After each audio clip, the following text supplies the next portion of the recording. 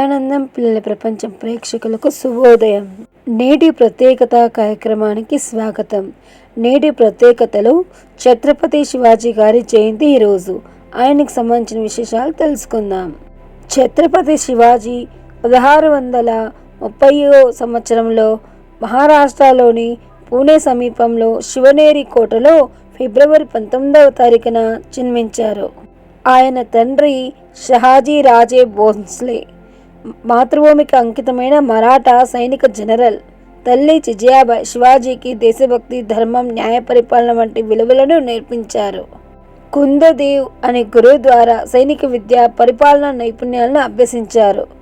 ఈయన ప్రధాన విజయాలు 1645 నుండి 1647 వరకు. యువకుడిగా ఉండగానే స్వతంత్ర మరాఠా సామ్రాజ్య స్థాపన కోసం కృషి ప్రారంభించారు.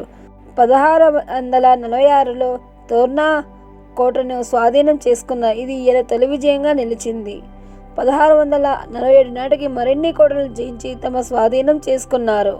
1656లో చాకన్, పురందర్, రాజ్గఢ్ వంటి అనేక కోటలు తమ ఆధీనంలోకి తెచ్చుకున్నారు. 1660 నాటికి శివాజీ సమీప ప్రాంతాల్లోని ముస్లిం పాలకుల నుంచి అనేక భూభాగాలను స్వాధీనం చేసుకున్నారు. మొఘల్ సామ్రాజ్యంలో సంబంధాలు మొదట మైత్రిగా ఉన్నప్పటికీ తర్వాత విభేదాలు ఏర్పడ్డాయి. 1665లో పురందర్ ఒప్పందం కుదుర్చుకుని తమ కొందరు కోటలను మొఘలులకు అప్పగించాల్సి వచ్చింది. 1670లో కోటను తిరిగి స్వాధీనం చేసుకోవడం ప్రారంభించారు.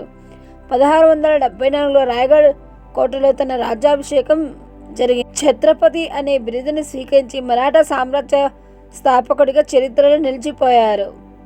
శివాజీ భారతీయ నౌకాదళాన్ని స్థాపించి సముద్ర రక్షణకు తొలినాంది పలికారు. ఆనాడే హిందూ ధర్మ పరిరక్షణ కోసం పలు పాలనా సంస్కరణలు తీసుకొచ్చారు.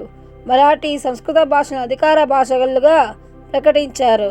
1680 ఏప్రిల్ 3వ తారీఖున రాయగఢ్ కోటలో అనారోగ్యంతో మరణించారు.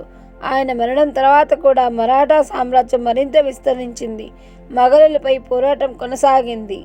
శివాజీ మహారాజ్ తన సాహసంతో, వ్యూహాత్మక యుద్ధంతో, ధర్మ పరిపాలనతో భారతదేశంలోనే చిరస్థాయిగా నిలిచిపోయారు.